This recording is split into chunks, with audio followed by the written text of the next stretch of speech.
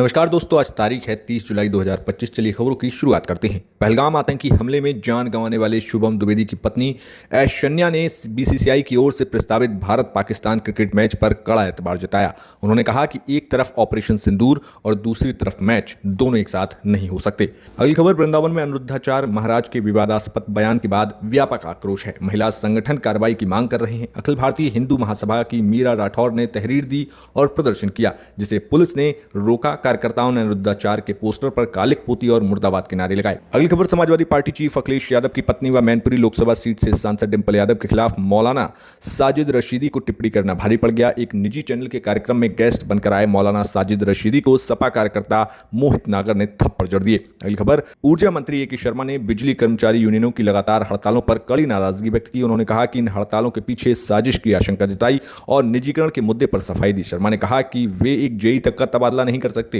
फिर इतना बड़ा निर्णय कैसे ले सकते हैं। अगली खबर, कानपुर में पहलगाम आतंकी हमले में मारे गए शुभम द्विवेदी की पत्नी ऐश्वर्या द्विवेदी ने सेना की कार्रवाई पर खुशी जाहिर की। ऑपरेशन महादेव पर उन्होंने कहा कि आज मुझे ये देखकर बहुत खुशी हो रही है कि पहलगाम में शामिल आतंकवादी मारे गए। ये गर्व का क्षण है क्योंकि उन्हें ढूंढना बहुत मुश्किल था। मैं सेना का धन्यवाद करती हूं। अगली खबर, उत्तर प्रदेश सरकार में मंत्री संजय निषाद का बयान चर्चा में है। उन्होंने कार्यकर्ताओं से कहा कि निषाद पार्टी की टोपी और रुमाल पहनिए, जय निषाद का नारा लगाइए। ऐसा करने से अपराधी डरेंगे और एफआईआर खुद ब खुद दर्ज हो जाएगी। यहां तक कि मुझे फोन करने की भी जरूरत नहीं पड़ेगी। उनके इस बयान पर सियासी घमासान अब मचना तय है। अगली खबर, हमीरपुर के जिला महिला अस्पताल में सीएमएस के वीआरएस लेने के बाद हॉस्पिटल के अंदर ही विदाई कार्यक्रम रखा गया। साइलेंट जोन में जमकर ढोल नगाड़े बजे, वहीं हॉस्पिटल का स्टाफ जश्न मनाता हुआ दिखा। इस कार्यक्रम की वीडियो वायरल हो रही हैं और जिसके बाद अब प्रशासन की नींद खुली है और इस पूरे मामले में अब जांच कराई जा रही है। अगली खबर, झांसी में एक गांव के प्रधान और पूर्व प्रधान के परिवार वाले भिड़ गए। मामूली कहासुनी ने देखते ही देखते खूनी संघर्ष का रूप ले लिया। दोनों ओर से जमकर लात घूसे चले, गालियां दी गई। पुलिस इस पूरे मामले की जांच कर रही है। अगली खबर, रामपुर के सपा सांसद की मुसीबत बढ़ गई है। रामपुर सांसद मोहिबुल्लाह नदवी पर संसद मस्जिद में राजनीतिक गतिविधियों के गंभीर आरोप लगे। बीजेपी नेता जमाल सिद्दीकी ने मुख्यमंत्री रेखा गुप्ता को पत्र लिखकर इमाम को हटाने की मांग की है। आरोप है कि नदवी मस्जिद को सपा के लिए इस्तेमाल कर रहे हैं और इस्लामी नियमों का उल्लंघन किया जा रहा है। मुख्यमंत्री रेखा गुप्ता ने जांच के आदेश दिए।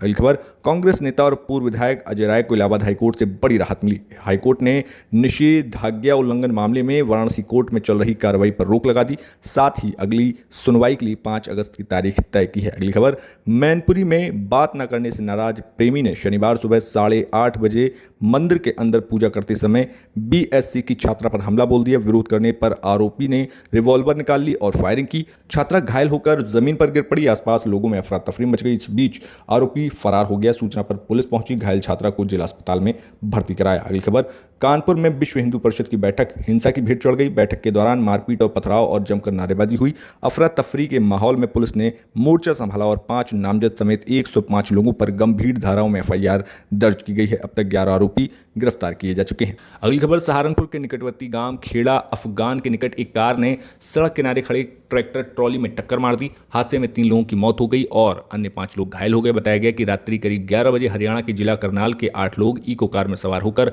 हरिद्वार स्नान करने जा रहे थे। अगली खबर, श्रावस्ती में सरकारी जमीन पर बनाई गई अवैध मजार पर प्रशासन ने बुलडोजर चलाया। मौके पर भारी पुलिस बल की तैनाती रही। प्रशासन का कहना है कि सार्वजनिक जमीन पर अवैध कब्जे को किसी सूरत में बर्दाश्त नहीं किया जाएगा। अगली खबर, बाबा अनिरुद्धाचार्य के बाद अब प्रेमानंद महाराज का भी बयान विवादों में है। उन्होंने कहा कि आजकल बच्चे और बच्चियों का चरित्र पवित्र नहीं रहा। उनका ये बयान सोशल मीडिया पर वायरल हो रहा है और कई लोग इसे आपत्तिजनक बता रहे हैं। हमारा चैनल विजन यूपी को सब्सक्राइब कर लें। अगली खबर, गोरखपुर शहर में तेंदुए की दहशत फैल गई। एक महिला पर हमला करने का सीसीटीवी वीडियो कैद हुआ है। वन विभाग की टीम मौके पर पहुंचकर रेस्क्यू ऑपरेशन चला रही है। अब तक तेंदुआ पकड़ में नहीं आया और लोगों में दहशत का माहौल बना हुआ। अगली खबर, एटा जिले में 251 फीट लंबी कांवड़ आकर्षण का केंद्र बनी। कांवड़ यात्रा के दौरान लोगों ने पुष्प वर्षा की और हजारों श्रद्धालु दर्शन के लिए उमड़े। आयोजन स्थल पर भक्तों की भीड़ उमड़ पड़ी और पूरे रूट पर भक्ति का माहौल देखने को मिला। अगली खबर, शामली पुलिस का ऑपरेशन लंगड़ा लगातार जारी। 25,000 रुपए के इनामी लुटेरे को पुलिस ने धर दबोचा है। पुलिस का दावा है कि लुटेरे के बाकी साथियों की तलाश की जा रही है। ऑपरेशन के जरिए अपराधी को सीधा संदेश दिया जा रहा है, बचना नामुमकिन। अगली खबर, आगरा धर्मांतरण केस में पुलिस ने बड़ी कार्रवाई की। रिमांड खत्म होने के बाद 10 आरोपियों को कड़ी सुरक्षा के बीच सीजेएम कोर्ट में पेश किया गया। इसमें एस.बी. कृष्णा उर्फ आयशा भी शामिल है। कोर्ट ने 6 आरोपियों को जेल भेज दिया जबकि 4 की रिमांड को आगे बढ़ा दिया गया है। मामले में लगातार कानूनी प्रक्रिया तेजी से चल रही है। अगली खबर, झांसी से मानवता को शर्मसार करने वाला मामला सामने आया। एक प्राइवेट बैंक ने महिला के 4 घंटे तक उसको बंधक बनाकर रखा। बैंक कर्मियों ने महिला के पति से कहा कि पहले लोन की किस्त चुकाओ तभी पत्नी को ले जाओ। सूचना पर पहुंची पुलिस ने महिला को सुरक्षित छुड़वाया। अब बैंक की गुंडागर्दी पर कार्रवाई की मांग की जा रही है। अगली खबर, सीतापुर में शिकायत करना ग्रामीणों को भारी पड़ गया। आरोप है कि प्रधान के गुर्गों ने ग्रामीणों को लाठी डंडों से पीटकर पिटाई कर दी।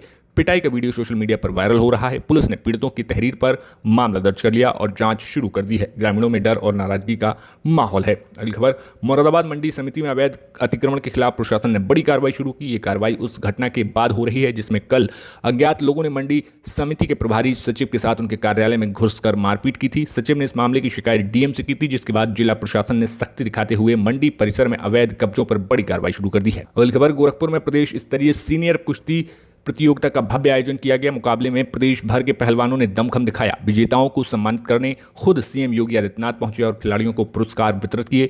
योगी ने कहा कि यूपी के युवाओं को खेलों से जोड़ना सरकार की प्राथमिकता है। अगली खबर, संसद में विपक्ष ने सरकार पर जमकर हमला बोला। प्रियंका गांधी ने कहा कि पहलगाम हमले में लोग सरकार के भरोसे कश्मीर गए थे, लेकिन उन्हें भगवान भरोसे छोड़ दिया गया। वहीं अखिलेश यादव ने बोला, इस सरकार सिर्फ युद्ध विराम की मजबूरी बताने में जुटी है, दरअसल जवाब कोई नहीं दे रही। अगली खबर, उत्तर प्रदेश में एक बार फिर तबादला एक्सप्रेस चली। इस बार 23 आईएएस अधिकारियों का ट्रांसफर किया गया। 10 जिलों के जिलाधिकारियों को भी बदला गया।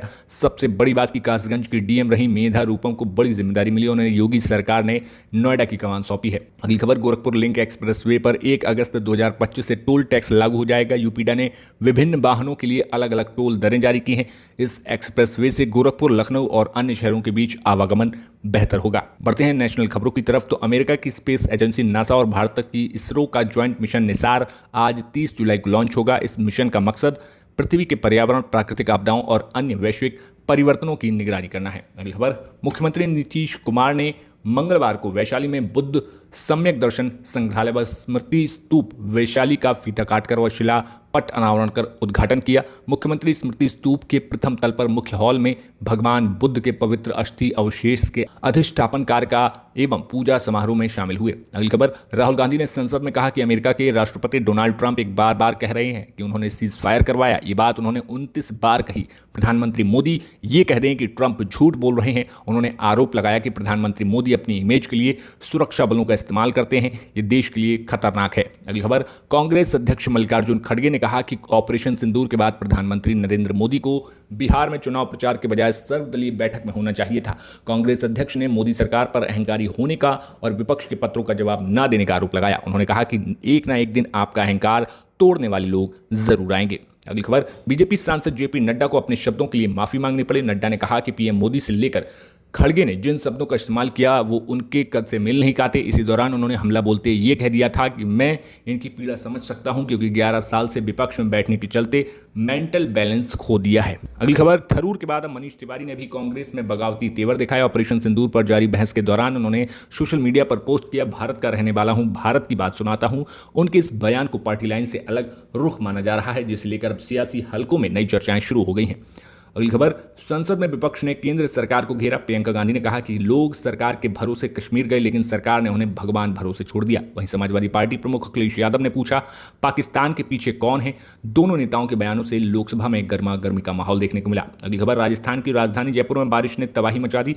जगह जगह जलभराव के कारण जनजीवन अस्त व्यस्त हो गया। अंडरपास में गाड़ियां डूब गईं और खेतों में ट्रैक्टर फंस गए। नंदपुरी अंडरपास के पास एक कंक्रीट मिक्सर आधा डूब गया। घरों में भी पानी घुस गया, जिससे लोग परेशान हैं। अगली खबर, दिल्ली के सिविल लाइन इलाके में बारिश के दौरान बड़ा हादसा हो गया।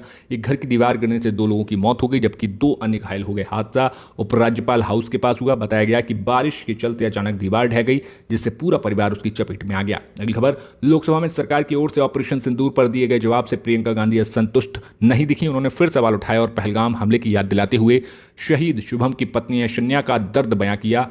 बोली कि देश के सैनिकों के परिवार को जवाब चाहिए, सहानुभूति नहीं। तो ये था आज का बुलेटिन। आपको कैसी लगी खबरें हमें कमेंट बॉक्स में जरूर बताएं।